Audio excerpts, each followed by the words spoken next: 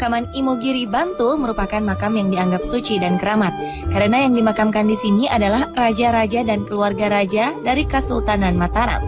Makam Imogiri dibangun pada 1632 oleh Sultan Mataram kedua Prabu Hanyokrokusumo. Makam ini merupakan salah satu objek wisata yang terletak di atas perbukitan yang juga masih satu gugusan dengan Pegunungan Seribu. Makam Imogiri terletak di Dusun Pajimatan, Desa Giriloyo, Kecamatan Imogiri, Yogyakarta. Untuk menuju komplek makam di perbukitan, dari tempat parkir kendaraan, Anda bisa langsung berjalan kaki menuju makam. Setelah melewati Masjid Pajimatan, Anda akan menaiki tangga makam berjumlah sekitar 400 anak tangga. Kabarnya, setiap orang yang mencoba menghitung jumlah anak tangga di sini, setelah tiba di tangga teratas dekat Gapura Sapit Orang, wisatawan bisa berjalan lurus menuju komplek makam Sultan Agung. Apabila ke kiri menuju komplek makam Kasunanan Surakarta, sedangkan ke kanan Anda akan menuju komplek makam Kesultanan Ngayogyakarta Hadiningrat.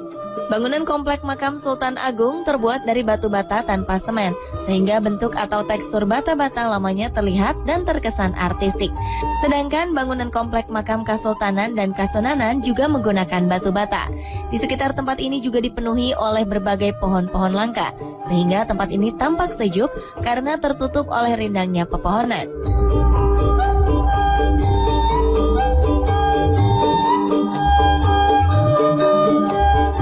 Komplek makam Sultan Agung mulai buka sejak pukul 8 hingga 16 dan malam hari mulai pukul 20.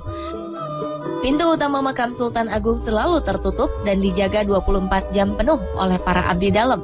Untuk memasuki komplek makam, baik makam Sultan Agung maupun Kesultanan dan Kasunanan, peziarah harus mengenakan pakaian adat Jawa, baik gaya Yogyakarta atau Surakarta. Anda tak perlu pusing dengan peraturan ini.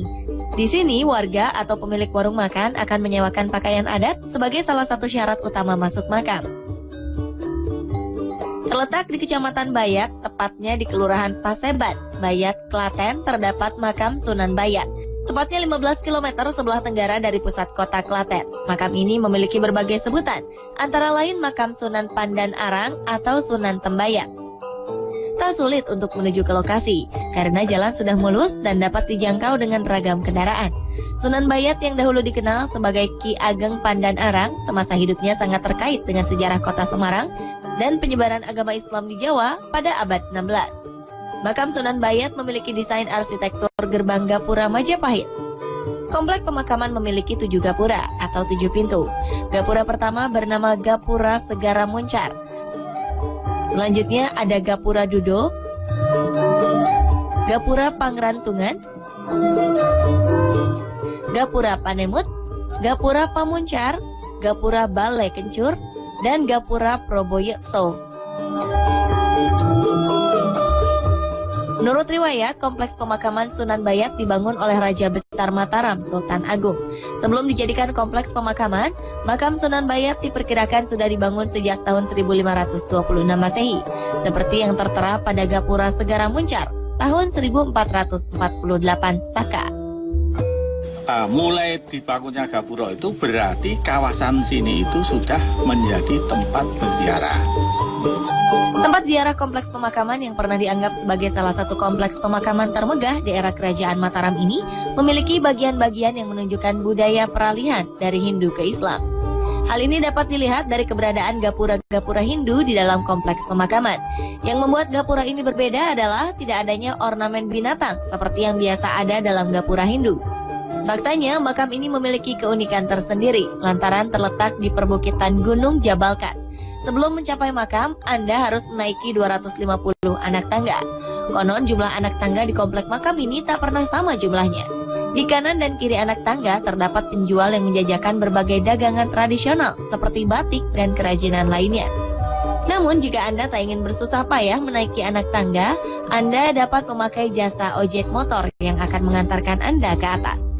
Begitu sampai di pelataran, Anda pun diperkenankan untuk masuk di halaman makam tanpa menggunakan alas kaki.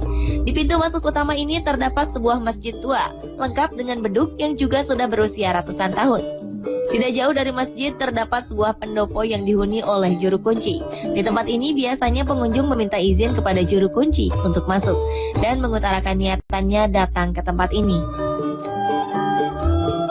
Setelah itu, perjalanan dilanjutkan dengan menelusuri jalan yang di sekitarnya terdapat ratusan makam para pengikut dari Sunan Panandaran dan para kerabat.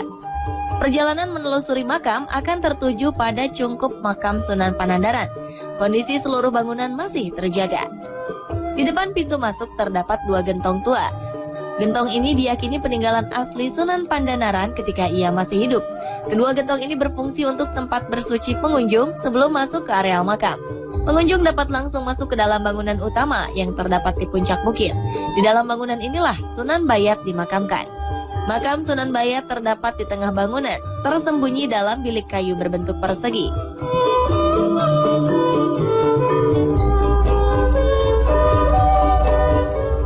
Di sisi makam Sunan Bayat terdapat 2 makam istri Sunan Bayat, yaitu Nyi Ageng Kaliwungu dan Nyi Ageng Rakitan. Sementara bagian dalam di depan pintu masuk bangunan utama terdapat beberapa makam sahabat-sahabat Sunan Bayat. Di sini juga bersemayam istri dan keluarga dan pengikut terdekatnya. Di dalam komplek makam Sunan Bayat terdapat makam sahabat, yakni makam Dampu Awang. Dampu Awang dipercaya sebagai ahli perekonomian. Makam Dampu Awang tampak berbeda dengan makam lain lantaran ukuran panjangnya yang tak biasa. Sebuah tradisi unik kerap dilakukan oleh para peziarah. Konon, siapapun yang dapat menyentuh 2 batu nisan makam Dampu Awang masing-masing di bagian ujung dengan membentangkan tangannya, maka keinginannya akan terkabul.